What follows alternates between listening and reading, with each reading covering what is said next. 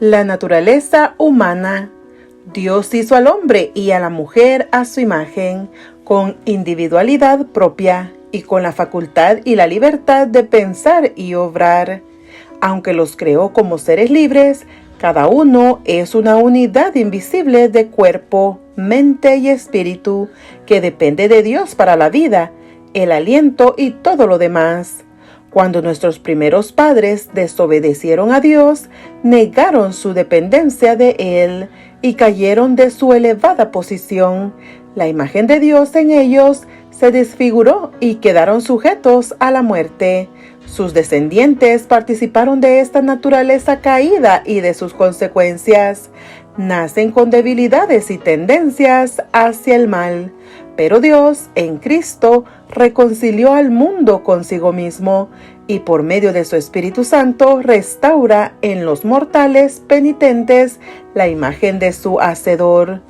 Creados para la gloria de Dios, se los llama a amarlo a Él y a amarse mutuamente y a cuidar del ambiente que los rodea.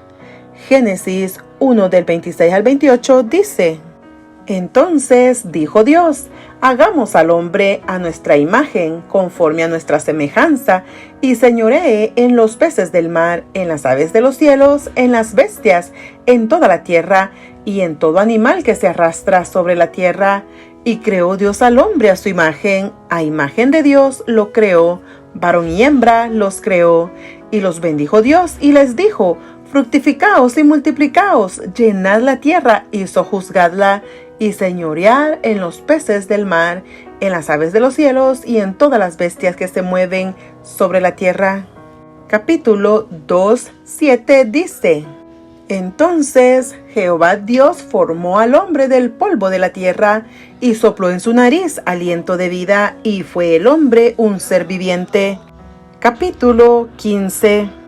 Después de estas cosas vino la palabra de Jehová a Abraham en visión diciendo: No temas, Abraham, yo soy tu escudo, y tu galardón será sobremanera grande. Y respondió Abraham: Señor Jehová, ¿qué me darás, siendo así que ando sin hijo, y el mayordomo de mi casa es ese Damaseno Eliezer? Dijo también Abraham: Mira que no me has dado prole, y he aquí que será mi heredero un esclavo nacido en mi casa. Luego vino a él palabra de Jehová diciendo: No te heredará sino un hijo tuyo será el que te heredará. Y lo llevó fuera y le dijo: Mira ahora los cielos y cuenta las estrellas, si las puedes contar. Y le dijo: Así será tu descendencia. Y creyó a Jehová, y le fue contado por justicia.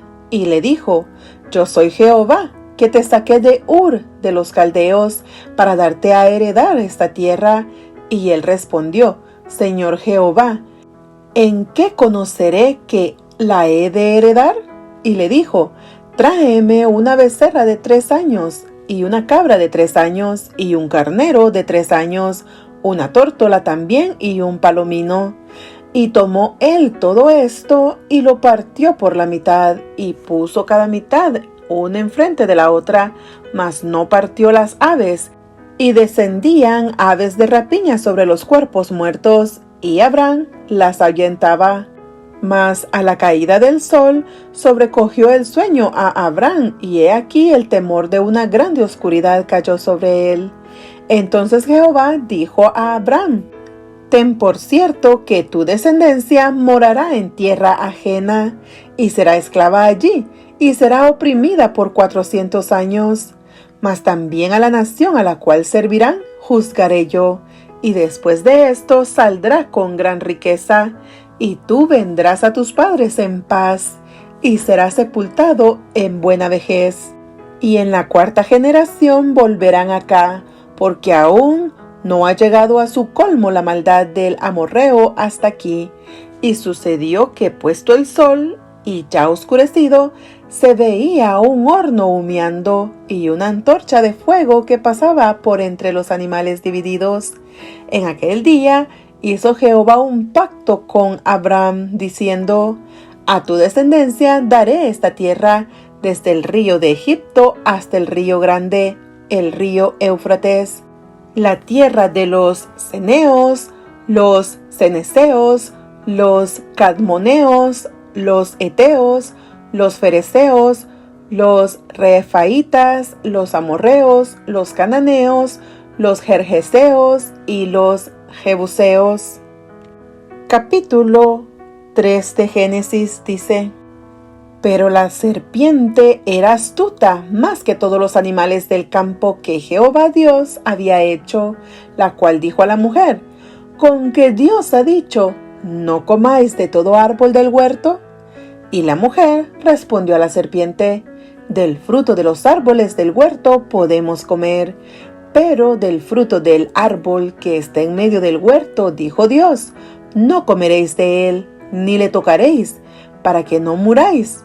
Entonces la serpiente dijo a la mujer: No moriréis, sino que sabe Dios que el día que comáis de él, serán abiertos vuestros ojos, y seréis como Dios, sabiendo el bien y el mal. Y vio la mujer que el árbol era bueno para comer, y que era agradable a los ojos, y árbol codiciable para alcanzar la sabiduría. Y tomó de su fruto, y comió, y dio también a su marido, el cual comió así como ella. Entonces fueron abiertos los ojos de ambos, y conocieron que estaban desnudos. Entonces cosieron hojas de higuera, y se hicieron delantales. Y oyeron la voz de Jehová Dios que se paseaba en el huerto, al aire del día. Y el hombre y la mujer se escondieron de la presencia de Jehová Dios entre los árboles del huerto. Mas Jehová Dios llamó al hombre y le dijo: ¿Dónde estás tú? Y él respondió: Oí tu voz en el huerto, y tuve miedo porque estaba desnudo y me escondí. Y Dios le dijo: ¿Quién te enseñó que estabas desnudo? ¿Has comido del árbol del que yo te mandé no comieses? Y el hombre respondió: La mujer que me diste por compañera me dio del árbol y yo comí. Entonces Jehová Dios dijo a la mujer: ¿Qué es lo que has hecho? Y dijo la mujer: La serpiente me engañó y comí. Y Jehová Dios dijo a la serpiente: Por cuanto esto hiciste, maldita serás entre todas las bestias y entre todos los animales del campo. Sobre tu pecho andarás, y polvo comerás todos los días de tu vida. Y pondré enemistad entre ti y la mujer, y entre tu simiente y la simiente suya. Esta te herirá en la cabeza, y tú le herirás en el calcañar.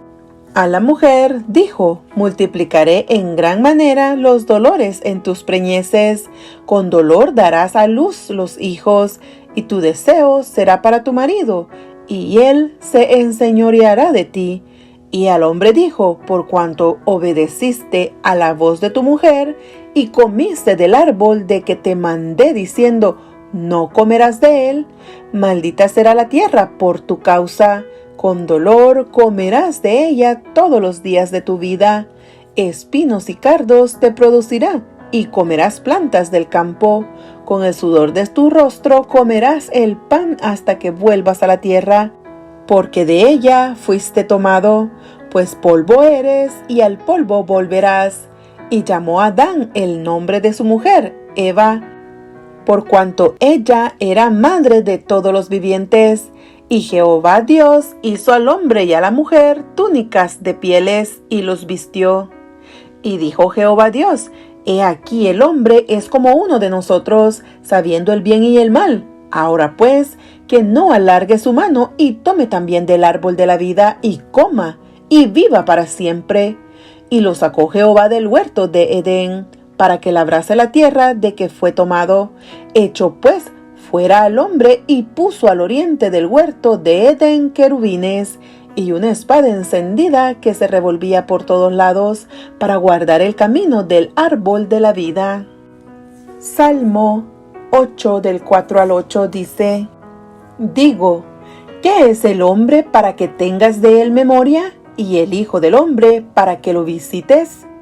Le has hecho poco menor que los ángeles, y lo coronaste de gloria y de honra. Le hiciste señorear sobre las obras de tus manos.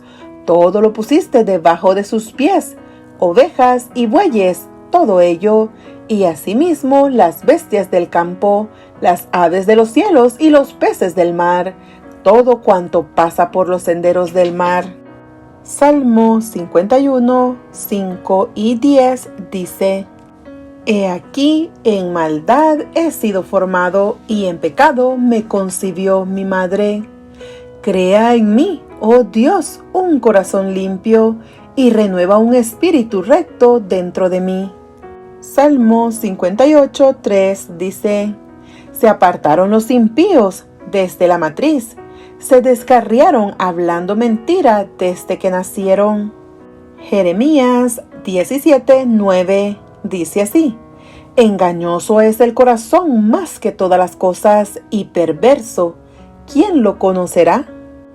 Hechos 17 del 24 al 28 dice: El Dios que hizo el mundo y todas las cosas que en él hay, siendo Señor del cielo y de la tierra, no habita en templos hechos por manos humanas, ni es honrado por manos de hombres, como si necesitase de algo, pues Él es quien da a todos vida y aliento y todas las cosas, y de una sangre ha hecho todo el linaje de los hombres, para que habiten sobre toda la faz de la tierra, y les ha prefijado el orden de los tiempos y los límites de su habitación, para que busquen a Dios, si en alguna manera, palpando, puedan hallarle, aunque ciertamente no está lejos de cada uno de nosotros, porque en Él vivimos y nos movemos y somos, como algunos de vuestros propios poetas también han dicho, porque linaje suyo somos.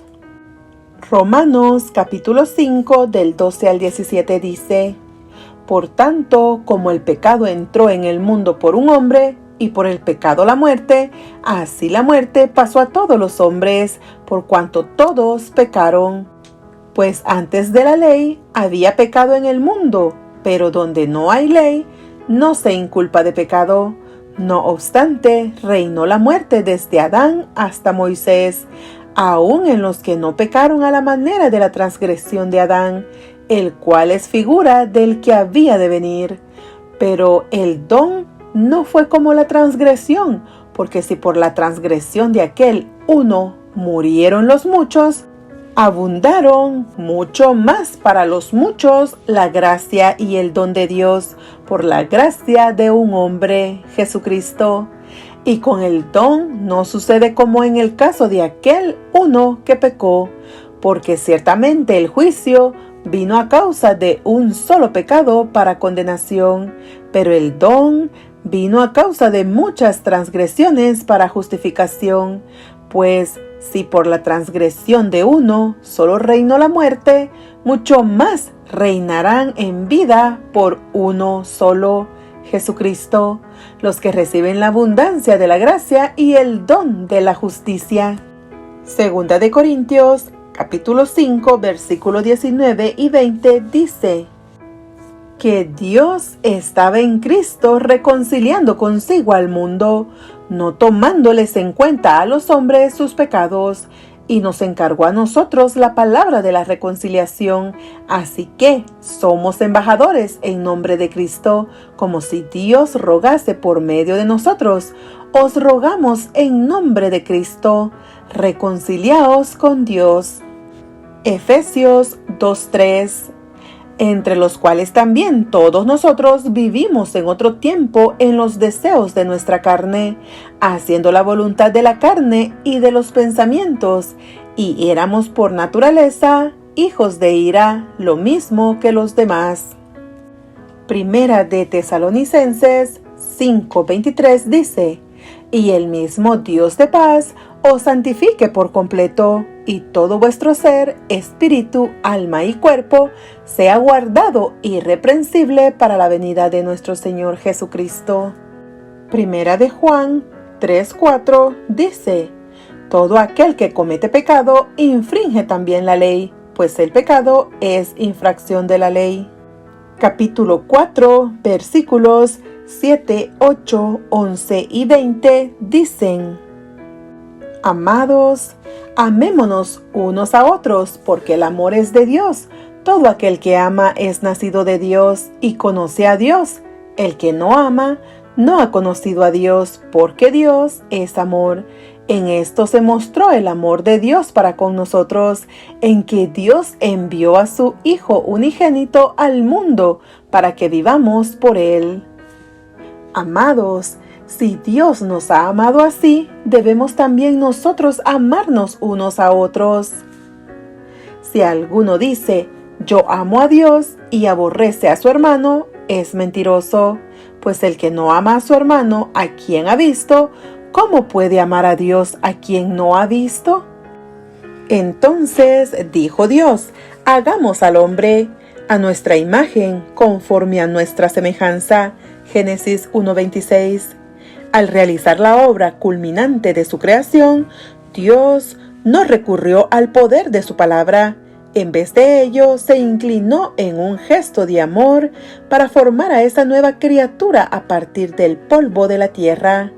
El escultor más creativo del mundo nunca podría producir un ser tan noble como el que Dios formó. Quizás un Miguel Ángel podría darle forma a un exterior exaltado, pero y con respecto a la anatomía y la fisiología cuidadosamente diseñadas para funcionalidad y para belleza, la perfecta escultura yacía completa, con cada cabello, pestaña, uña en su lugar. Pero Dios aún no había terminado. Este hombre no estaba destinado a permanecer inmóvil, llenándose de polvo, sino a vivir, a pensar, a crear y a crecer en gloria. Inclinándose sobre esa magnífica forma, el Creador sopló en su nariz aliento de vida, y fue el hombre un ser viviente. Génesis 2:7 y capítulo 1:26. Dios, que conocía la necesidad que el hombre tendría de compañía, le preparó ayuda idónea. Dios hizo caer sobre Adán un sueño profundo, y mientras éste dormía, extrajo una de sus costillas y la transformó en una mujer. Génesis 2:18, 21 y 22. Y creó Dios al hombre a su imagen de Dios lo creó, varón y hembra los creó. Génesis 1:27.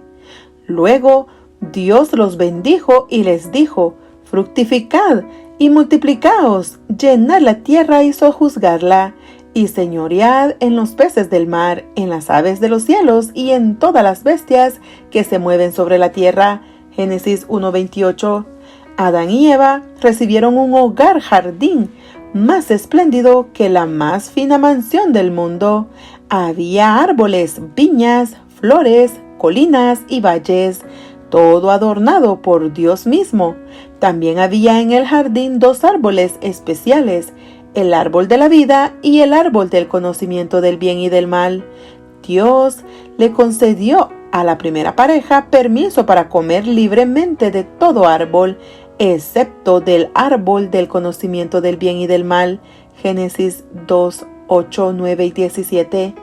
Así se cumplió el acontecimiento culminante de la semana de la creación. Y vio Dios todo lo que había hecho, y he aquí que era bueno en gran manera. Génesis 1:31. El origen del hombre. Si bien en nuestros días muchos creen que los seres humanos evolucionaron a partir de las formas inferiores de vida animal y que son el resultado de procesos naturales que requirieron miles de millones de años, tal idea no puede armonizar con el registro bíblico. La aceptación del hecho de que los seres humanos han sido sometidos a un proceso de degeneración es un componente crucial de la posición bíblica acerca de la naturaleza del hombre. Dios creó al hombre. El origen de la raza humana se encuentra en un concilio divino. Dios dijo, hagamos al hombre. Génesis 1:26. La forma plural del verbo hacer se refiere a la deidad trinitaria, Dios el Padre, Dios el Hijo y Dios el Espíritu Santo. Ver capítulo 2 de esta obra. De común acuerdo, entonces, Dios comenzó a crear el primer ser humano. Génesis 1:27. creado del polvo de la tierra. Dios formó al hombre del polvo de la tierra, Génesis 2:7, usando materia preexistente, pero no otras formas de vida, como animales marinos o terrestres, hasta que no hubo formado cada órgano y lo hubo colocado en su lugar. No introdujo el aliento de vida que hizo del hombre una persona viviente. Creado según el modelo divino, Dios creó a cada uno de los animales, peces, aves, reptiles, insectos, mamíferos, etc., según su especie. Génesis 1, 21, 24, 25. Cada especie tenía una forma típica y la capacidad de reproducir su especie específica. El hombre, sin embargo, fue creado según el modelo divino y no según modelos del reino animal. Dios dijo: hagamos al hombre a nuestra imagen, conforme a nuestra semejanza. Génesis 1:26. Existe una separación muy específica entre los seres humanos y el reino animal.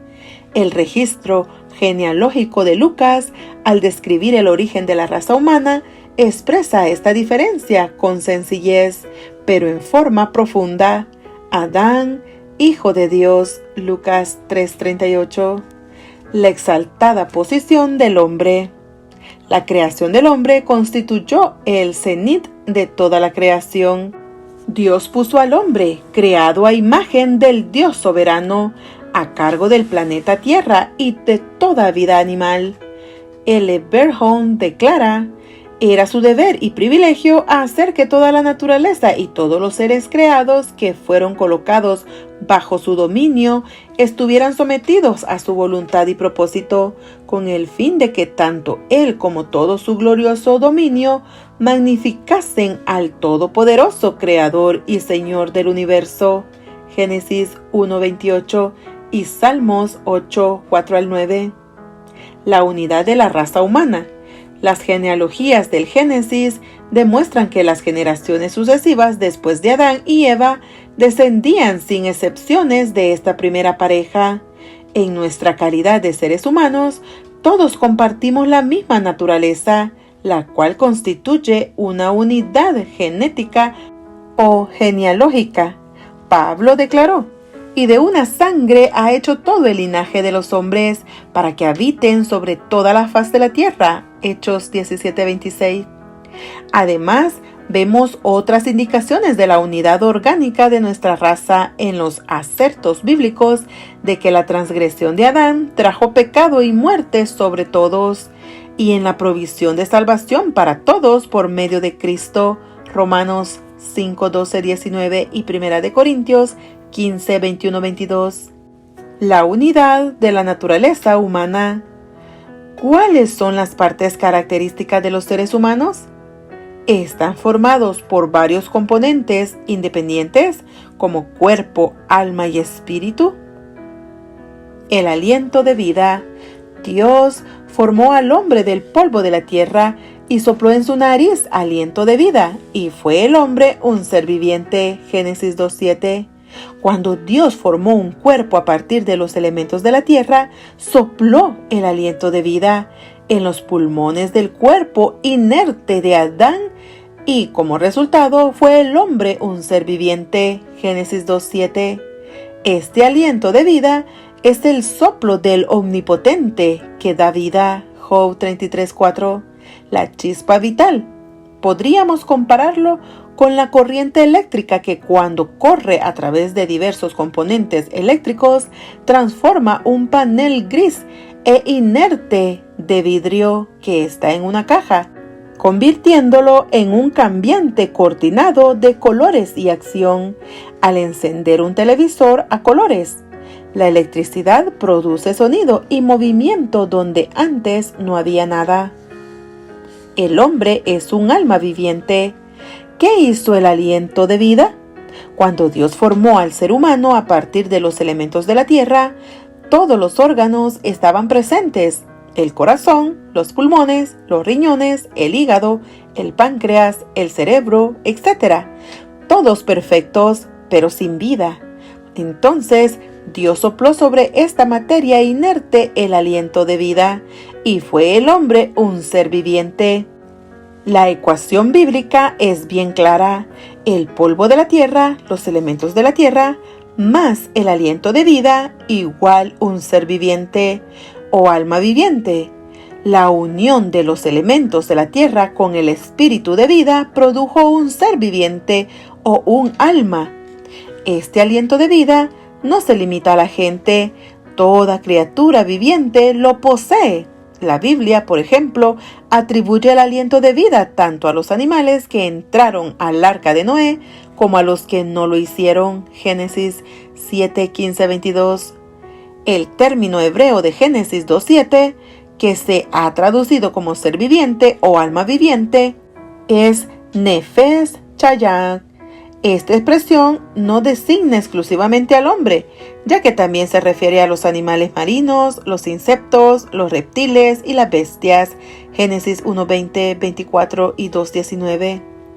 Nefesh, que se traduce como ser o alma, proviene de nafash, que significa respirar. Su equivalente griego en el Nuevo Testamento es suje, por cuanto la respiración es la más conspicua evidencia de vida. El término nefesh básicamente designa al hombre como un ser viviente, una persona. Cuando se lo usa en referencia a los animales, como en el relato de la creación, los describe como criaturas vivientes que Dios creó. Es importante señalar que la Biblia dice que el hombre fue, es decir, llegó a ser un ser viviente. No hay nada en el relato de la creación que indique que el hombre recibió un alma, es decir, alguna clase de entidad separada que en la creación se unió con el cuerpo humano. Una unidad invisible. La importancia que tiene el relato de la creación para comprender correctamente la naturaleza del hombre no puede sobreestimarse. Al hacer énfasis en la unidad orgánica del hombre, la Escritura lo describe como un todo. ¿Cómo se relacionan entonces con la naturaleza humana el alma y el espíritu? 1. El significado bíblico del alma. Como ya hemos mencionado, en el Antiguo Testamento el término alma es una traducción del hebreo nefesh. En Génesis 2:7 denota al hombre como un ser viviente después de que el aliento de vida entró en un cuerpo físico formado de los elementos de la tierra. Similarmente, una nueva alma viene a la existencia siempre que nace un niño. Cada alma es una nueva unidad de vida con características especialísimas, diferente y separada de todas las otras unidades similares. Esta cualidad de individualidad en cada ser viviente que lo hace constituir una entidad única parece ser la idea que se destaca en el término hebreo nefesh. Cuando se lo usa en este sentido, nefesh no es una parte de la persona, es la persona, y en muchos casos lo traduce como persona. Génesis 14:21, Números 5:6-7 y Deuteronomio 10:22, Levíticos 11:43. Por otra parte, expresiones tales como mi alma, tu alma, su alma, etc., son por lo general modismos que reemplazan los pronombres personales yo, tú, él, etc. Génesis 12:13, Levíticos 11:43, 44, 19:8, Josué 23:11, Salmos 3:2, Jeremías 37:9, etc. En más de 100 de 755 instancias en el Antiguo Testamento, la versión inglesa llamada Versión del Rey Jacobo traduce nefesh como vida. Génesis 9:4, 5, Primera de Samuel 19:5, Job 2:4, 6, Salmo 31:13, etc. A menudo nefesh se refiere a los deseos, los apetitos o las pasiones. Ver Deuteronomio 23:24, Proverbios 23:2, Eclesiastés 6:6-7, y a veces se traduce como apetito. Proverbios 23:2 puede referirse al asiento de los afectos. Génesis 34:3, Cantares 1:7, etc. Y ocasionalmente representa la dimensión volitiva del hombre, como cuando se lo hace formar parte de expresiones como saciarte o saciar tu deseo, como él quisiese, a su voluntad. Deuteronomio 23:24, Salmo 105:22, Jeremías 34:16. En Números 31:19, el Nefesh, traducido como persona, está muerto, y en Jueces 16:30, traducido yo, muere. En Números 5:2 y 9:6, muerto, se refieren a un cadáver, comparar con Levítico 19:28 y Números 9:7-10. El uso de la palabra griega pujé en el Nuevo Testamento es similar al de Nefesh en el Antiguo Testamento. Se la usa con referencia a la vida animal, así como a la humana, Apocalipsis 16:3. En diversos pasajes aparece traducida simplemente como vida. Ver Mateo 6:25 y capítulo 16:25, etc. En ciertas instancias se la usa simplemente para designar gente. Hechos 7:14, 27:37 y Romanos 13:1, Primera de Pedro 3:20, etc. Y en otras es equivalente al pronombre personal, Mateo 12:18 y Segunda de Corintios 12:15, etc. A veces se refiere a las emociones, Marcos 14:34, Lucas 2:35, a la mente, Hechos 14:2, Filipenses 1:27, o al corazón, Efesios 6:6. La pujé no es inmortal, sino que se halla sujeta a la muerte, Apocalipsis 16:3, puede ser destruida, Mateo 10:28. La evidencia bíblica indica que a veces Nefesh y pujé se refieren a la persona completa, y en otras ocasiones a un aspecto particular del ser humano, como los afectos, las emociones, los apetitos y los sentimientos. Sin embargo, este uso de ninguna manera muestra que el hombre sea un ser hecho de dos partes separadas y distintas. El cuerpo y el alma existen unidos. Unidos forman un todo invisible. El alma no tiene existencia consciente fuera del cuerpo. No hay texto alguno que indique que el alma sobrevive al cuerpo como una entidad consciente. 2. El significado bíblico de espíritu. La palabra hebrea nefesh, traducida como alma, denota individualidad o personalidad. Por su parte, la palabra hebrea del Antiguo Testamento, ruach, traducida como espíritu, se refiere a la chispa de la vida esencial para la existencia humana. Describe la energía divina o principio vital que anima a los seres humanos. Ruach ocurre 377 veces en el Antiguo Testamento y su traducción más frecuente es espíritu, viento o aliento. Génesis 8:1, etc. Se lo usa también para denotar vitalidad, Jueces 15:19, valor, Josué 2:11, genio o ira, Jueces 8:3, disposición, Isaías 54:6, carácter moral, Ezequiel 11:19, y el asiento de las emociones, Primera de Samuel 1:15. En el sentido de soplo o aliento, el ruaj de los hombres es idéntico al ruaj de los animales, Eclesiastés 3:19. El ruaj del hombre abandona el cuerpo al morir, Salmo 146:4, y vuelve a Dios, Eclesiastés 12:7. Comparar con Job 34:14.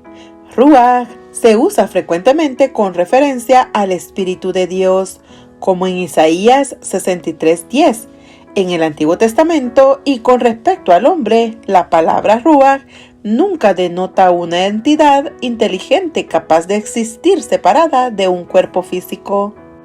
El equivalente de ruaj en el Nuevo Testamento es neuma, espíritu, derivado de neo, soplar o respirar. Tal como sucede con ruach, no hay nada inherente en la palabra neuma que denote una entidad existente consciente fuera del cuerpo. Tampoco implican de manera alguna un concepto tal los usos de este término con respecto al hombre que presenta el Nuevo Testamento. En pasajes tales como Romanos 8:15, 1 de Corintios 4:21, 2 de Timoteo 1:7 y 1 de Juan 4:6, pneuma denota temperamento, actitud o estado emocional. Se lo usa también para designar diversos aspectos de la personalidad, como en Gálatas 6:1, Romanos 12:11, etc. Como sucede con ruach, el pneuma se entrega al Señor al morir. Lucas 23:46, Hechos 7:59. Como ruach, pneuma se usa también para designar al Espíritu de Dios. 1 de Corintios 2:11, 14, Efesios 4:30, Hebreos 2:4 y 1 de Pedro 1:12, 2 de Pedro 1:2 y otros. 3. Unidad de cuerpo, alma y espíritu. ¿Cuál es la relación entre el cuerpo, el alma y el espíritu? ¿Qué influencia tiene esta relación sobre la unidad del hombre? A. Una doble unión, por cuanto la Biblia considera que la naturaleza del hombre es una unidad. No define en forma precisa la relación que existe entre el cuerpo, el alma y el espíritu. En ocasiones, el alma y el espíritu se usan en forma intercambiable. Notemos su paralelismo en la expresión de gozo de María después de la Anunciación. Engrandece mi alma al Señor, y mi espíritu se regocija en Dios mi Salvador. Lucas 1:46-47. En una instancia, Jesús caracteriza al hombre como una combinación de cuerpo y alma. Mateo 10:28. En otra ocasión, Pablo se refiere al cuerpo y al espíritu en 1 de Corintios 7:14. En la primera cita, alma se refiere a las facultades superiores del hombre, presublimemente la mente a través de la cual se comunica con Dios. En la siguiente, espíritu se refiere a esta facultad más elevada. En ambas instancias, el cuerpo incluye el aspecto físico, además de emocional, en la persona. B. Una triple unión. Hay una excepción a la caracterización general del hombre como una entidad que comprende una unión doble. En 1 de Tesalonicenses 5:23, Pablo se refiere al hombre en términos de una triple unión. Declara: y el mismo Dios de paz os santifique por completo, y todo vuestro ser, espíritu, alma y cuerpo sea guardado irreprensible para la venida de nuestro Señor Jesucristo. 1 de Tesalonicenses 5:23. Este pasaje expresa el deseo de Pablo de que ninguno de estos aspectos de la persona sea excluido del proceso de la santificación. En esta instancia, el término espíritu puede comprenderse como el principio superior de inteligencia y pensamiento de que ha sido dotado el hombre, y con el cual Dios puede comunicarse por su espíritu. Ver Romanos 8:16.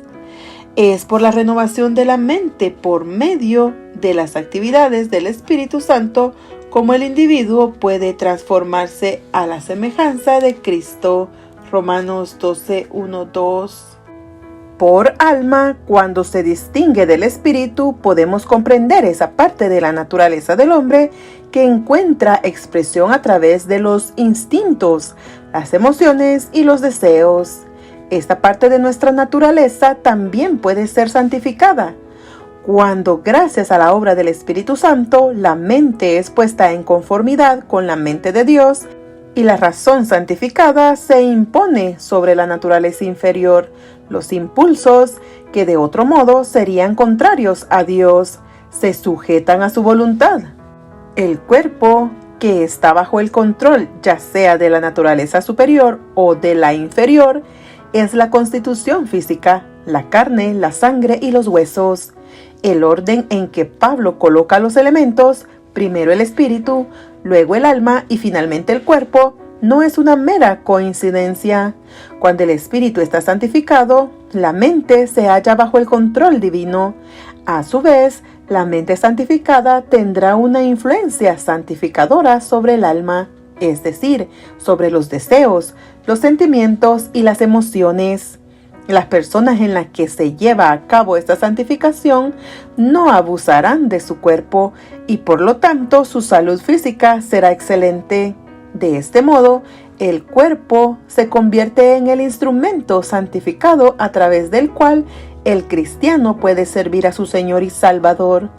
El llamado que hace Pablo a la santificación se halla claramente fundado en el concepto de la unidad de la naturaleza humana y revela que la preparación efectiva para la segunda venida de Cristo hace necesaria la preparación de toda la persona, espíritu, alma y cuerpo. C. Una unión estrecha e indivisible. Es claro que cada ser humano es una unidad indivisible. Cuerpo, alma y espíritu funcionan en estrecha cooperación, revelando una relación intensamente interdependiente entre las facultades espirituales, mentales y físicas de una persona. Las deficiencias en un aspecto estorbarán a los otros dos. Una mente o espíritu confuso, impuro y enfermo tendrá un efecto destructivo sobre la salud física y emocional del individuo. Lo contrario es también la verdad. Una constitución física débil, enferma o sufriente generalmente afectará en forma negativa nuestra salud emocional y espiritual. El impacto que las facultades tienen unas sobre otras significa que cada individuo tiene una responsabilidad que Dios mismo le ha asignado, en el sentido de mantener sus facultades en la mejor condición posible. Hacer eso constituye una parte vital del proceso de ser restaurados a la imagen del Creador. El hombre a imagen de Dios. La pareja de seres vivientes que Dios creó en el sexto día de la creación fue hecha a imagen de Dios. Génesis 1:27. ¿Qué significa ser creados a imagen de Dios? Creados a imagen y semejanza de Dios. Con frecuencia se sugiere que las dimensiones humanas, moral y espiritual, revelan algo acerca de la naturaleza moral y espiritual de Dios. Pero por cuanto la Biblia enseña que el hombre comprende una unidad indivisible de cuerpo, mente y alma, las características físicas del hombre también deben, de algún modo, reflejar la imagen de Dios. Sin embargo, ¿no es Dios un espíritu? ¿Cómo puede un ser espiritual estar asociado con una forma corporal? Un breve estudio de los ángeles revela que, a semejanza de Dios, ellos también son seres espirituales. Hebreos 1:7-14. No obstante, siempre aparecen en forma humana. Génesis 18 del 1 al 19 y 22. Daniel 9:21. Lucas 1:11 al 38. Hechos 12 del 5 al 10. ¿Es posible que un ser espiritual pueda tener un cuerpo espiritual con forma y rasgos específicos? Ver 1 Corintios 15:44. La Biblia indica que algunas personas han visto a Dios o partes de su persona. Moisés, Aarón, Nadab, Abiú y los 70 ancianos vieron al Dios de Israel. Éxodo 24:10. En su encuentro con Moisés en el Sinaí, Dios, si bien rehusó mostrar su rostro, después de cubrir a Moisés con su mano, le permitió contemplar sus espaldas. Éxodo 33:20 al 33.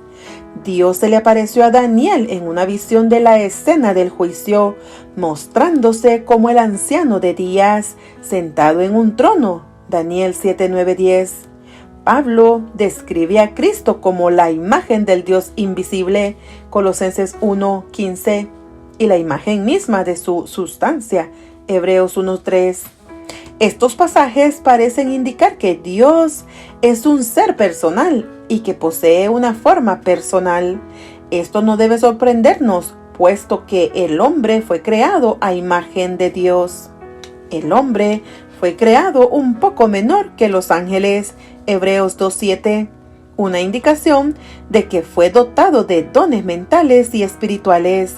Si bien Adán, al ser creado, no poseía experiencia ni desarrollo del carácter, fue hecho recto, Eclesiastés 7:29, lo cual constituye una referencia a su rectitud moral.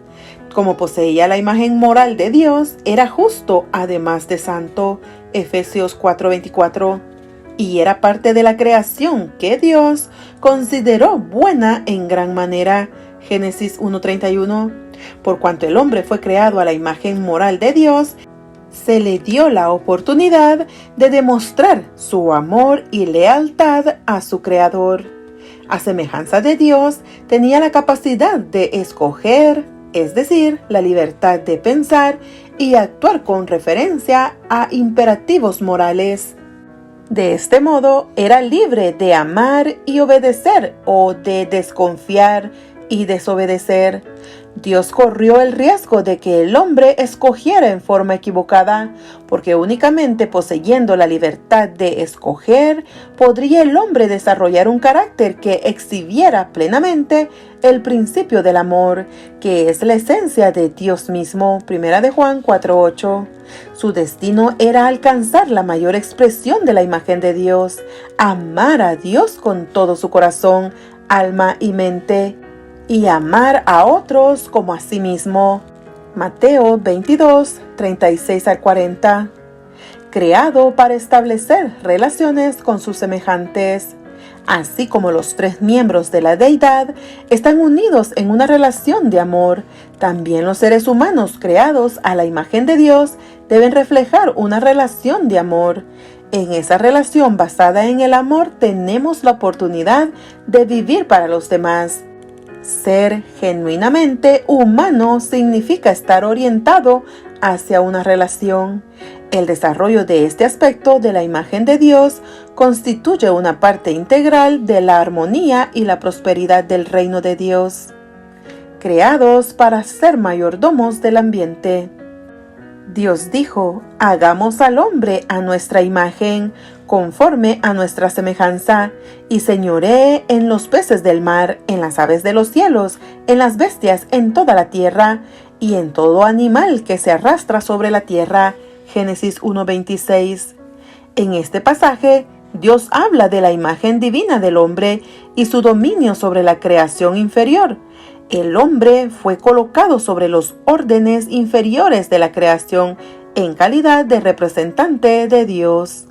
El reino animal no puede comprender la soberanía de Dios, pero muchos animales son capaces de amar y servir al hombre.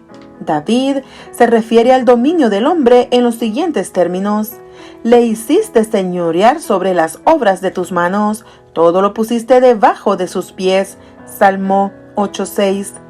La exaltada posición del hombre indicaba la gloria y el honor con los cuales fue coronado. Salmo 8:5. Suya era la responsabilidad de gobernar con bondad el mundo, reflejando el benéfico gobierno de Dios sobre el universo. De este modo, vemos que no somos víctimas de las circunstancias, dominados por fuerzas ambientales. Más bien, Dios nos ha comisionado para hacer una contribución positiva al formar el ambiente, usando cada situación en la cual nos vemos colocados como una oportunidad para cumplir la voluntad de Dios. La aceptación de estos postulados provee la clave para mejorar las relaciones humanas en un mundo en el cual abunda el quebrantamiento. Provee, además, la solución al problema que representa el consumo egoísta de los recursos naturales del mundo y la desconsiderada contaminación del aire y el agua, que lleva a un deterioro progresivo de la calidad de la vida. La adopción de la perspectiva bíblica acerca de la naturaleza humana provee la única seguridad de un futuro próspero. Creados para imitar a Dios. Como seres humanos, debemos reflejar el carácter de Dios en pensamiento y acción, dado que fuimos creados a su imagen. Si bien es cierto que somos humanos y no divinos, dentro de nuestro dominio debemos reflejar a nuestro Hacedor en todas las maneras posibles. El cuarto mandamiento destaca esta obligación.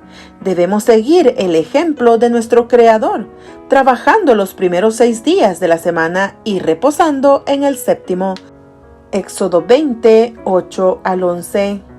Creados con inmortalidad condicional. En la creación, nuestros primeros padres recibieron la inmortalidad, si bien su disfrute de ella estaba condicionado a su obediencia. Como tenían acceso al árbol de la vida, habían sido destinados a vivir para siempre. La única forma en que podían poner en peligro su estado de inmortalidad era por la transgresión del mandamiento que se les prohibía comer del árbol del conocimiento del bien y del mal. La desobediencia los conduciría a la muerte. Génesis 2, 17 y capítulo 3, 22. La caída.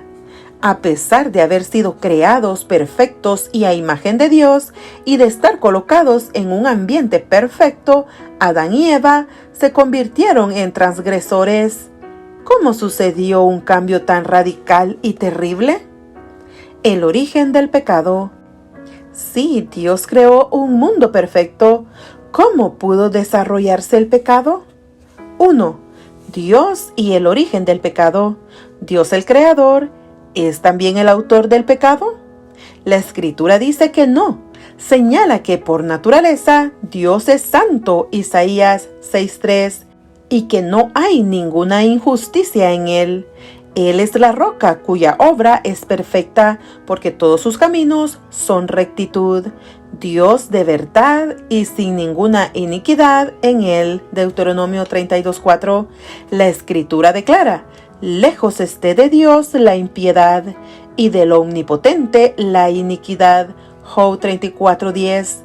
Dios no puede ser tentado por el mal, ni él tienta a nadie. Santiago 1:13. Dios odia el pecado. Salmo 5:4 y 11:5. La creación original de Dios era en gran manera buena. Génesis 1:31. Lejos de ser el autor del pecado, Dios es autor de eterna salvación para todos los que le obedecen. Hebreos 5:9. 2. El autor del pecado. Dios habría podido evitar el pecado si hubiese creado un universo lleno de autómatas que solo hicieran aquello para lo cual fueron programados.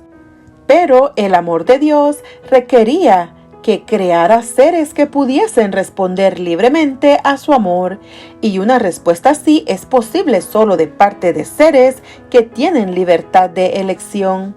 La decisión de proveer a su creación con esta clase de libertad significa, sin embargo, que Dios debía arriesgarse a que algunos seres creados se apartaran de él. Desgraciadamente, Lucifer, un ser de elevada posición en el mundo angélico, se volvió orgulloso. Ezequiel 28:17. Ver también 1 de Timoteo 3:6. Descontento con su posición en el gobierno de Dios, comparar con Judas 6, comenzó a codiciar el lugar que le correspondía a Dios. Isaías 14:12-14. En un intento por obtener el control del universo, este ángel caído sembró la semilla del descontento entre sus compañeros y obtuvo la lealtad de muchos. El conflicto celestial que resultó se terminó cuando Lucifer, conocido ahora como Satanás, el adversario, y sus ángeles fueron expulsados del cielo. Apocalipsis 12:4, 7-9. Ver también el capítulo 8 de esta obra. 3. El origen del pecado en la raza humana. Sin dejarse conmover por su expulsión del cielo, Satanás decidió engañar a otros para que se unieran en su rebelión contra el gobierno de Dios. Su atención se dirigió a la recientemente creada raza humana. ¿Qué podía hacer para que Adán y Eva se rebelaran? vivían en un mundo perfecto en el cual su Creador había provisto para todas sus necesidades. ¿Cómo podrían ser inducidos a sentirse descontentos y desconfiar del ser que era la fuente de su felicidad? El relato del primer pecado provee la respuesta. En su asalto a los primeros seres humanos, Satanás decidió tomarlos desprevenidos, acercándose a Eva cuando estaba próxima al árbol del conocimiento del bien y del mal. Satanás, disfrazado de serpiente, le hizo preguntas acerca de la prohibición divina de comer del árbol. Cuando Eva afirmó que Dios había dicho que si comían del árbol morirían, Satanás contradijo la prohibición divina diciendo: «No moriréis».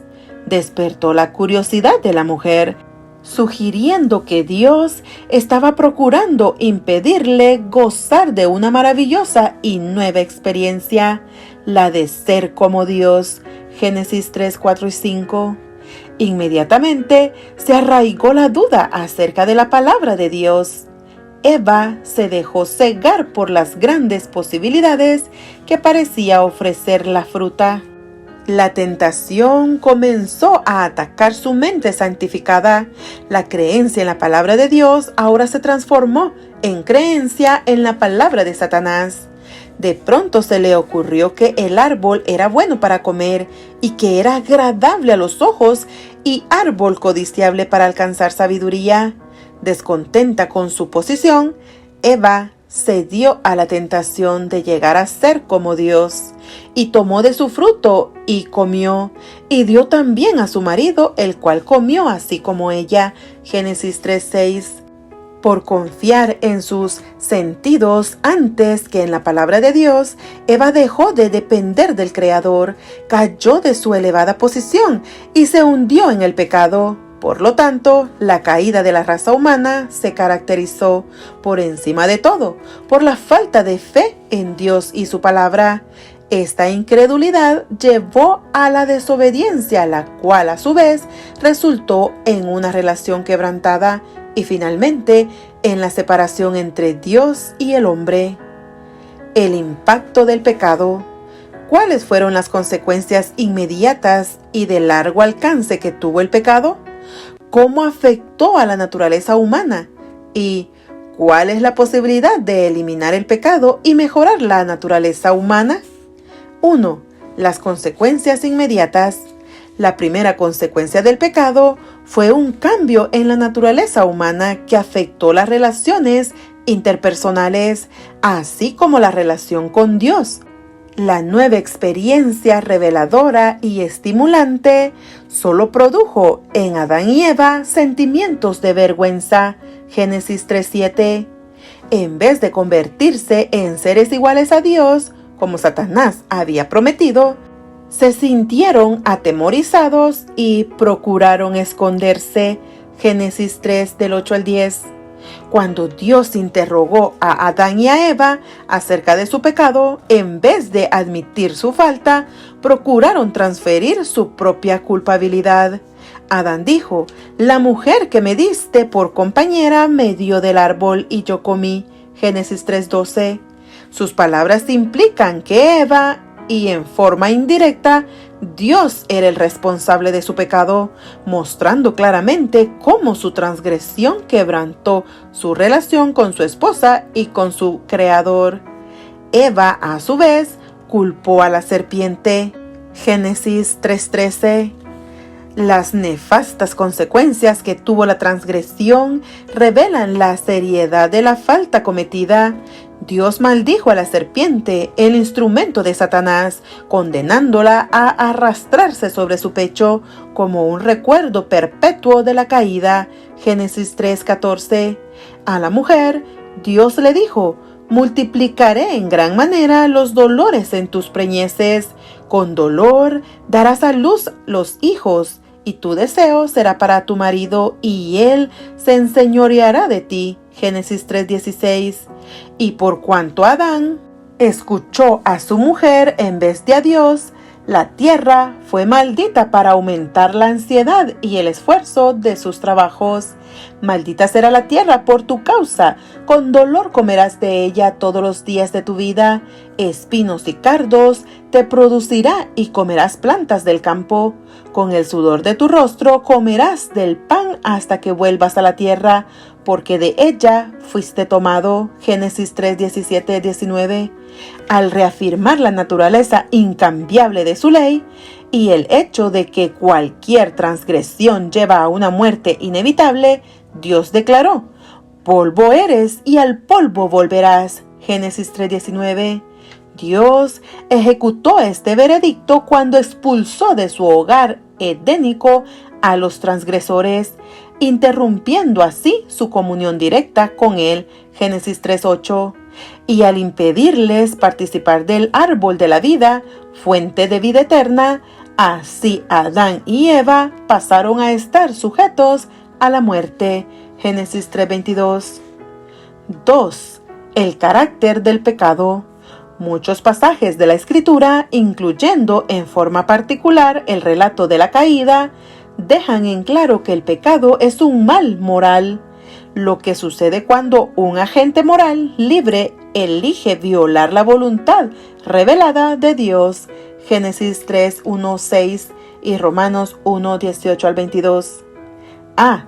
La definición del pecado. Las definiciones bíblicas del pecado incluyen: el pecado es infracción de la ley, 1 de Juan 3:4, una falta en la actuación de cualquiera que sabe hacer lo bueno y no lo hace, Santiago 4:17, y todo lo que no proviene de fe, Romanos 14:23.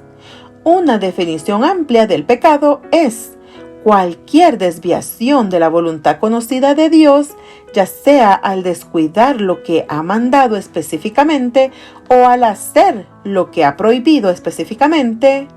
El pecado no conoce la neutralidad. Cristo declara: el que no es conmigo, contra mí es. Mateo 12:30. El no creer en Jesús es pecado. Juan 16:9. El pecado tiene carácter absoluto porque constituye rebelión contra Dios y su voluntad.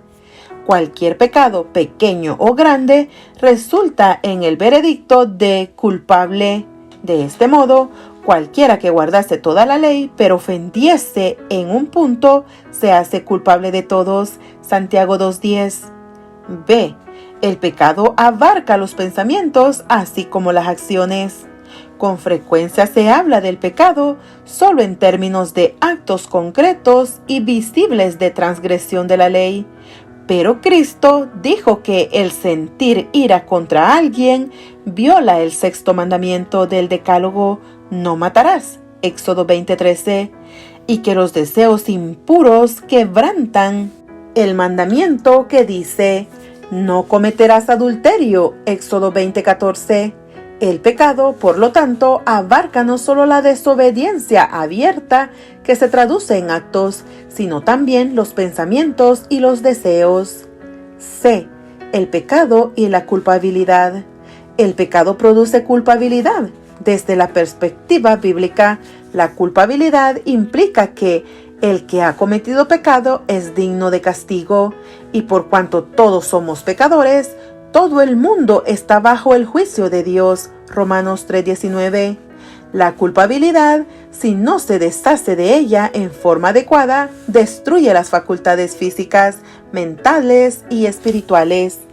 Y en última instancia, si no se la resuelve, produce muerte, porque la paga del pecado es muerte. Romanos 6:23. El antídoto contra la culpa es el perdón. Mateo 6:12. El cual produce una conciencia limpia y paz mental. Dios está ansioso de conceder su perdón a los pecadores arrepentidos. Lleno de misericordia, Cristo extiende de gracia la invitación a la raza cargada de pecado y llena de culpa. Venid a mí, todos los que estáis trabajados y cargados, y yo os haré descansar. Mateo 11:28. D. El centro de control del pecado. El asiento del pecado se halla en lo que la Biblia llama el corazón, es decir, en la mente. Del corazón mana la vida. Proverbios 4:23. Cristo revela que son los pensamientos de la persona los que contaminan, porque del corazón salen los malos deseos, los homicidios, los adulterios, las fornicaciones, los hurtos, los falsos testimonios, las blasfemias. Mateo 15:19. Es por la mente que toda persona, la voluntad, el intelecto, los afectos, las emociones y el cuerpo es influenciada. Por cuanto engañoso es el corazón más que todas las cosas y perverso. Jeremías 17:9. La naturaleza humana puede ser descrita como corrompida, depravada y completamente pecaminosa. 3. El efecto del pecado sobre la humanidad. Algunos pueden creer que la sentencia de muerte constituía un castigo demasiado severo por comer la fruta prohibida, pero solo podemos medir la seriedad de la transgresión a la luz del efecto que causó el pecado de Adán sobre la raza humana. El primer hijo de Adán y Eva se convirtió en un asesino. Sus descendientes pronto violaron la sagrada unión del matrimonio cometiendo poligamia. Y no pasó mucho tiempo sin que la maldad y la violencia llenaran el mundo. Génesis 4:8, 23, capítulo 6 del 1 al 5 y 11:13. Los llamamientos divinos al arrepentimiento y a la reforma no causaron efecto y solo 8 personas fueron salvadas de las aguas del diluvio que destruyó a los impenitentes. La historia de la raza humana después del diluvio, con pocas excepciones, constituye un triste relato de los frutos de la pecaminosidad de la naturaleza humana. A. La pecaminosidad universal de la humanidad. La historia revela que los descendientes de Adán comparten la pecaminosidad de su naturaleza. En oración, David dijo: no se justificará delante de ti ningún ser humano. Salmo 143, 2, ver 14:3. No hay hombre que no peque. Primera de Reyes 8:46. Salomón declaró: ¿quién podrá decir, yo he limpiado mi corazón, limpio estoy de mi pecado? Proverbios 29. Ciertamente no hay hombre justo en la tierra que haga el bien y nunca peque. Eclesiastés 7:20. El Nuevo Testamento es igualmente claro al decir que todos pecaron y están destituidos de la gloria de Dios. Romanos 3:23. Y que si decimos que no tenemos pecado, nos engañamos a nosotros mismos y la verdad no está en nosotros. Primera de Juan 1:8. B. ¿La pecaminosidad es heredada o adquirida? Pablo dijo: en Adán todos mueren. Primera de Corintios 15:22. En otro lugar señala: como el pecado entró en el mundo por un hombre y por el pecado la muerte, así la muerte pasó a todos los hombres por cuanto todos pecaron. Romanos 5:12. La corrupción del corazón humano afecta a toda la persona. Por eso Job exclama: ¿quién hará limpio a lo inmundo? Nadie. Job 14:4. David dice: he aquí en maldad he sido formado y en pecado me concibió mi madre. Salmo 51:5. Pablo, por su parte, declara que los designios de la carne son enemistad contra Dios, porque no se sujetan a la ley de Dios, ni tampoco pueden, y los que viven según la carne no pueden agradar a Dios. Romanos 8:7-8. Antes de la conversión, señala el apóstol, los creyentes eran por naturaleza hijos de ira, tal como el resto de la humanidad. Efesios 2:3. Si bien cuando niños aprendemos la conducta pecaminosa por imitación, los textos que hemos visto afirman que heredamos nuestra pecaminosidad básica. La pecaminosidad universal de la humanidad es evidencia de que por naturaleza nos inclinamos hacia el mal y no hacia el bien. C. La erradicación de la conducta pecaminosa. ¿Cuánto éxito tienen los individuos en sus esfuerzos por quitar el pecado de su vida y de la sociedad? Todo esfuerzo por lograr una vida recta apoyándonos en nuestra propia fortaleza está condenado al fracaso. Jesús aseguró que todo aquel que ha pecado, esclavo es del pecado. Tan solo el poder divino puede emanciparnos de esta esclavitud. Cristo nos ha asegurado: si el Hijo os libertare, seréis verdaderamente libres. Juan 8:36. Solo podréis producir justicia, declaró, si permanecéis en mí, porque separados de mí, nada podéis hacer. Juan 15:4-5. Todo acto de transgresión, todo descuido o rechazo de la gracia de Cristo reacciona contra ti mismo. Está endureciendo el corazón, depravando la voluntad y entorpeciendo el entendimiento, y no solo te hace menos inclinado a rendirte, sino también menos capaz de ceder a la tierna invitación del Espíritu Santo de Dios. Aún el apóstol Pablo mismo fracasó en sus intentos de vivir una vida recta por sus propias fuerzas. Al recordar sus esfuerzos, dijo: lo que hago no lo entiendo, pues no hago lo que quiero, sino lo que aborrezco, eso hago. Luego señala el impacto que el pecado tuvo en su vida, de manera que ya no soy yo quien hace aquello, sino el pecado que mora en mí. A pesar de sus fracasos, admiraba la perfecta norma de Dios, diciendo: según el hombre interior, me deleito en la ley de Dios, pero veo otra ley en mis miembros, que se rebela contra la ley de mi mente, y que me lleva cautivo a la ley del pecado que está en mis miembros. Miserable de mí, ¿quién me librará de este cuerpo de muerte? Romanos 7:15, 19, 20, 22-24. Pablo finalmente reconoce que necesita poder divino para vencer. Por medio de Cristo, abandonó la vida según la carne y comenzó una nueva vida según el Espíritu. Romanos 7:25 y 8:1. Esta nueva vida en el Espíritu constituye el don transformador de Dios. Por medio de la gracia divina, nosotros que estábamos muertos en nuestros delitos y pecados, llegamos a ser victoriosos. Efesios 2:1, 3 y 8:10. El renacimiento espiritual transforma de tal modo la vida. Juan 1:13 y 3:5. Que podemos hablar de una nueva creación. Las cosas viejas pasaron, he aquí todas son hechas nuevas. Segunda de Corintios 5:17. Sin embargo, la nueva vida no excluye la posibilidad de pecar. Primera de Juan 2:1. 4. La evolución y la caída de la raza humana. Desde la creación, Satanás ha confundido a muchos al debilitar su confianza en los relatos bíblicos de los orígenes de la raza humana y la caída del ser humano. Podríamos llamar a la evolución el concepto natural de la humanidad, el cual se basa en la suposición de que la caída comenzó por casualidad y que los seres humanos, a través de un largo proceso evolutivo, emergieron a partir de las formas inferiores de vida.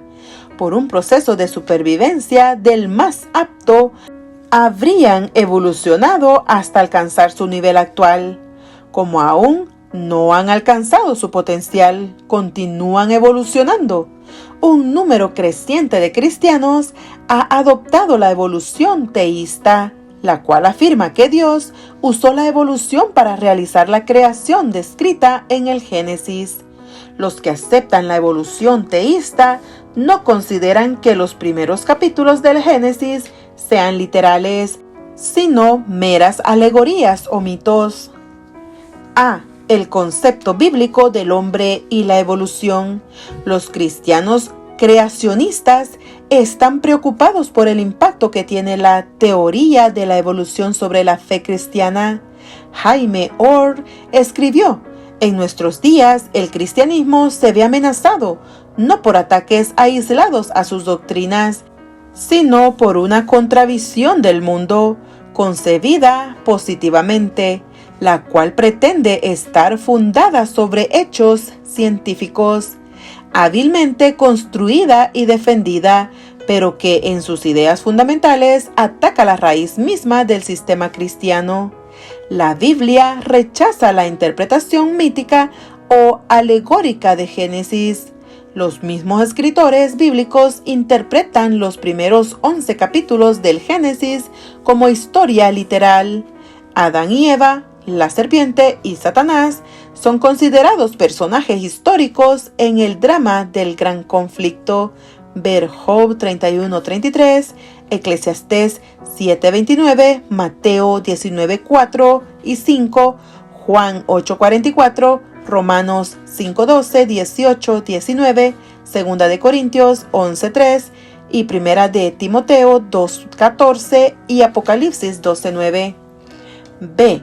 El Calvario y la evolución.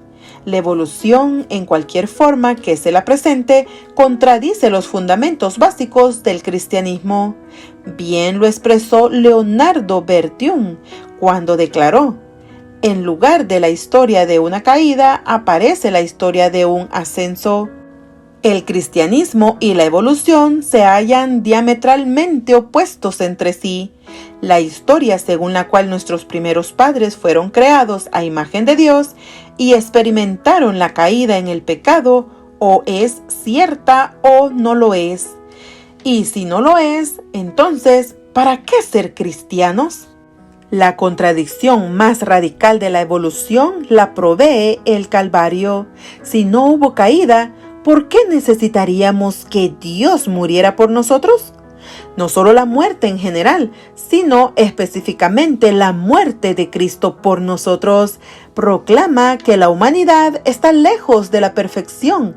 Si fuésemos abandonados a nuestros propios medios, continuaríamos deteriorándonos hasta que la raza humana fuese aniquilada. Nuestra esperanza se afirma en el hombre que colgó de la cruz. Su muerte es lo único que abre la posibilidad a una vida mejor y más plena que nunca tenga fin. El Calvario declara que necesitamos un sustituto que nos libere. C. La encarnación y la evolución. Probablemente la mejor respuesta al conflicto entre la creación y la evolución se obtenga al mirar la creación de la humanidad desde la perspectiva de la encarnación. Al introducir en la historia a Cristo, el segundo Adán, Dios obró en forma creadora. Si Dios pudo realizar ese milagro supremo, no cabe duda alguna acerca de su capacidad de formar al primer Adán. D. ¿Ha llegado el hombre a su madurez? Con frecuencia, los evolucionistas han señalado los considerables avances científicos que han sucedido en los últimos siglos, como evidencia de que el hombre parece ser el árbitro de su propio destino. Si la ciencia suple sus necesidades, con el tiempo resolverá todos los problemas del mundo. Sin embargo, el papel mesiánico de la tecnología es recibido con reciente escepticismo, porque la tecnología ha llevado a nuestro planeta al borde de la aniquilación. La humanidad ha fracasado miserablemente en su empeño de subyugar y controlar el corazón pecaminoso. En consecuencia, lo único que ha logrado hacer el progreso científico ha sido transformar el mundo en un lugar cada vez más peligroso. A medida que avanza el tiempo, las filosofías del nihilismo y la desesperanza parecen cada vez más válidas. La frase de Alejandro Pope, la esperanza surge eterna en el pecho humano, suena hueca en nuestros días. Job comprende mejor la realidad al decir: mis días se me cierran sin esperanza. Job 7:6. El mundo del hombre está rápidamente perdiendo sus fuerzas. Alguien tenía que venir desde más allá de la historia humana, invadirla y colocar en ella una nueva realidad. Rayos de esperanza. ¿Cuán grande es la depravación de la humanidad? En la cruz, los seres humanos asesinaron a su Creador, cometiendo así el parricidio culminante. Pero Dios no ha dejado a la humanidad sin esperanza. David contempló la posición de la humanidad en la creación. Primeramente, impresionado por la vastedad del universo, pensó que el hombre era insignificante. Posteriormente, se fue dando cuenta de la verdadera posición de la humanidad. Refiriéndose a la relación actual del hombre con Dios, declaró: «Les has hecho poco menor que los ángeles, y lo coronaste de gloria y de honra. Le hiciste señorear sobre las obras de tus manos». Salmo 8:5, 6. Comparar con Hebreos 2:7. A pesar de la caída, aún subsiste un sentido de la dignidad humana. Aunque la semejanza divina se dañó, no fue completamente borrada. El hombre, al ser creado, llevaba la imagen e inscripción de Dios, y aunque ahora está malograda y oscurecida por la influencia del pecado, en cada alma quedan aún los rastros de esa inscripción. Dios desea recobrar esa alma y volver a grabar en ella su propia imagen en justicia y santidad. A pesar de que el hombre es un ser caído, corrompido y pecaminoso, todavía representa a Dios en el mundo. Su naturaleza es menos que divina y, sin embargo, ocupa una posición dignificada en su calidad de cuidador de la creación terrenal de Dios. Cuando David se dio cuenta de esto, respondió con alabanzas y agradecimientos: «Oh Jehová, Señor nuestro, cuán grande es tu nombre en toda la tierra». Salmo 8:9. El pacto de la gracia. Por la transgresión, la primera pareja se volvió pecaminosa. Ahora que no tenían poder para resistir a Satanás, ¿podrían alguna vez volver a ser libres o serían dejados para que perecieran? ¿Habría alguna esperanza? El pacto después de la caída. Antes de que Dios pronunciara el castigo sobre los pecados de la pareja caída, impartió esperanza introduciendo el pacto de la gracia. Declaró: «Y pondré enemistad entre ti, Satanás, y la mujer, y entre tu simiente y la simiente suya. Esta te herirá en la cabeza y tú le herirás en el calcañar». Génesis 3:15.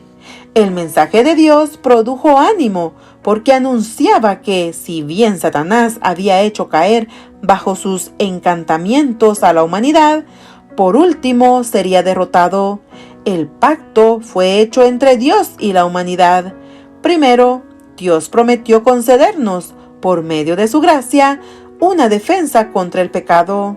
Haría nacer el odio entre la serpiente y la mujer, entre los seguidores de Satanás y el pueblo de Dios. Esto interrumpiría la relación entre el hombre y Satanás y abriría el camino para renovar la relación con Dios. A través de los siglos, continuaría la guerra entre la Iglesia de Dios y Satanás.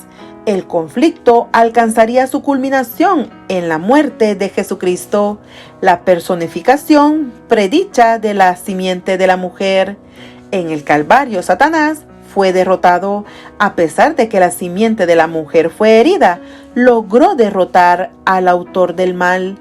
Todos los que acepten el ofrecimiento de la gracia de Dios experimentarán enemistad contra el pecado, lo cual les permitirá ganar la victoria en la batalla contra Satanás. Por fe compartirán el triunfo del Salvador en el Calvario. El pacto establecido antes de la creación. El pacto de la gracia no se desarrolló después de la caída. Las Escrituras señalan que aún antes de la creación, los miembros de la deidad habían pactado entre ellos rescatar a la raza si caían en pecado. Pablo dice que Dios nos escogió en él, Cristo, antes de la fundación del mundo, para que fuésemos santos y sin mancha delante de él, en amor, habiéndonos predestinado para ser dotados hijos suyos por medio de Jesucristo, según el puro afecto de su voluntad, para alabanza de la gloria de su gracia, Efesios 1, 4 al 6 y comparar con 2 de Timoteo 1, 9. Pedro se refirió al sacrificio expiatorio de Cristo diciendo: Cristo, ya destinado desde antes de la fundación del mundo. 1 de Pedro 1, 19, 20. El pacto se basaba en un fundamento inconmovible, la promesa y el juramento de Dios mismo. Hebreos 6, 18. Jesucristo sería el fiador del pacto. Hebreos 7, 22. Un fiador es alguien que se compromete a asumir alguna deuda y obligación en el caso de que el deudor deje de pagar. El hecho de que Cristo fuese el fiador significaba que si la raza humana caía en pecado, Él llevaría su castigo. Pagaría el precio de su redención, haría la expiación por sus pecados y cumpliría las demandas de la ley de Dios, pisoteada por los seres humanos. Ningún hombre o ángel podía asumir esa responsabilidad. Solo Cristo, el Creador, la cabeza representativa de la raza, podría cargar con esa responsabilidad. Romanos 5, 12 al 21 y 1 de Corintios 15, 22. El Hijo de Dios es no solo el fiador del pacto, también es su mediador o ejecutor. La descripción que hizo de su misión como el encarnado revela este aspecto de su papel. Dijo: he descendido del cielo no para hacer mi voluntad, sino la voluntad del que me envió. Juan 6:38. Comparar también con 5:30-43. La voluntad del Padre es que todo aquel que ve al Hijo y cree en Él tenga vida eterna. Juan 6:40. Y esta es la vida eterna, proclamó el Señor, que te conozcan a ti, el único Dios verdadero, y a Jesucristo a quien has enviado. Juan 17:3. Al final de su misión, testificó acerca de su obediencia a la comisión del Padre diciendo: yo te he glorificado en la tierra, he acabado la obra que me diste que hiciese. Juan 17:4. En la cruz, Jesús cumplió su promesa de ser el fiador de la humanidad en el pacto. Su exclamación, consumado es, Juan 19:30, marcó el cumplimiento de su misión. Con su propia vida había pagado la pena que requería la ley de Dios quebrantada, garantizando la salvación de los seres humanos arrepentidos. En ese momento, la sangre de Cristo ratificó el pacto de la gracia. Por fe en su sangre expiatoria, los pecadores arrepentidos serían adoptados como hijos e hijas de Dios, convirtiéndose así en herederos de la vida eterna. Este pacto de gracia demuestra el infinito amor que Dios siente por la humanidad, establecido antes de la creación. El pacto fue revelado después de la caída. En ese momento, en un sentido especial, Dios y la humanidad se convirtieron en socios. La renovación del pacto. Desgraciadamente, la humanidad rechazó este magnífico pacto de gracia tanto antes del diluvio como después. Génesis 6, 1 al 8 y 11 del 1 al 9. Cuando Dios ofreció nuevamente el pacto, lo hizo por medio de Abraham. Nuevamente afirmó la promesa de la redención. En tu simiente serán benditas todas las naciones de la tierra, por cuanto obedeciste a mi voz. Génesis 22, 18, 12, 3 y 18, 18. Las Escrituras destacan en forma especial la fidelidad de Abraham a las condiciones del pacto. Abraham creyó a Dios y le fue contado por justicia. Génesis 15, 6. El hecho de que la participación de Abraham en las bendiciones del pacto, si bien estaba fundada en la gracia de Dios, también dependía de su obediencia. Revela que el pacto afirma la autoridad de la ley de Dios. Génesis 17, 1, 26, 5. La fe de Abraham estaba tan enraizada en Dios y en su fidelidad que se le concedió el título de Padre de todos los creyentes. Romanos 4:11. Él es el modelo que Dios nos ha dejado para que comprendamos la justicia por la fe. que se revela en obediencia. Romanos 4, 2 y 3, Santiago 2, 23, 24.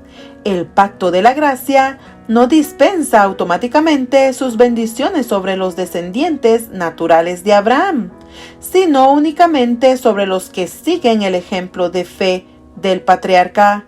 Los que son de fe, estos son hijos de Abraham. Gálatas 3, 7. Cualquier persona en el mundo puede experimentar las promesas del pacto de salvación si cumple la condición: si vosotros sois de Cristo, ciertamente linaje de Abraham sois y herederos según la promesa. Gálatas 3:29. Respecto de Dios, el pacto sinaítico, conocido como el primer pacto, fue una renovación del pacto abrahámico de la gracia, Hebreos 9:1. Pero Israel lo pervirtió y lo tornó un pacto de obras, Gálatas 4 del 22 al 31. El nuevo pacto. Otros pasajes bíblicos posteriores hablan de un pacto nuevo o mejor, pero lo hacen no porque el pacto eterno hubiese sido cambiado, sino porque, 1.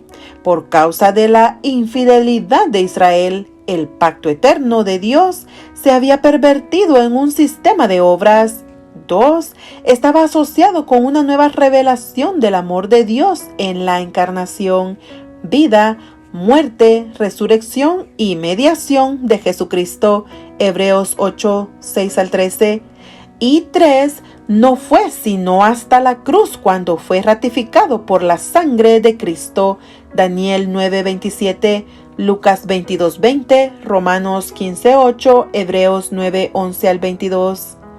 Es inconmensurable lo que ofrece este pacto a los que lo aceptan. Por medio de la gracia de Dios, les ofrece el perdón de sus pecados, ofrece la obra del Espíritu Santo, quien se compromete a escribir los 10 mandamientos en el corazón y restaurar en los pecadores arrepentidos la imagen de su Hacedor, Jeremías 31:33. La experiencia del nuevo pacto y el nuevo nacimiento trae a nuestra vida la justicia de Cristo y la experiencia de la justificación por la fe. La experiencia del nuevo pacto provee la renovación del corazón, que transforma a los individuos de modo que en ellos se manifiestan los frutos del Espíritu: amor, gozo, paz, paciencia, benignidad, bondad, fe, mansedumbre, templanza. Gálatas 5, 22 y 23. Por medio del poder de la gracia salvadora de Cristo, pueden caminar como Cristo caminó, gozando cada día de las cosas que le agradan a Dios. Juan 8:29. La única esperanza de la humanidad caída consiste en aceptar la invitación que Dios hace a entrar en su pacto de gracia. Por fe en Jesucristo podemos experimentar esta relación que asegura nuestra adopción como hijos de Dios y herederos con Cristo de su reino celestial. Dale like y suscríbete. Que Dios te bendiga.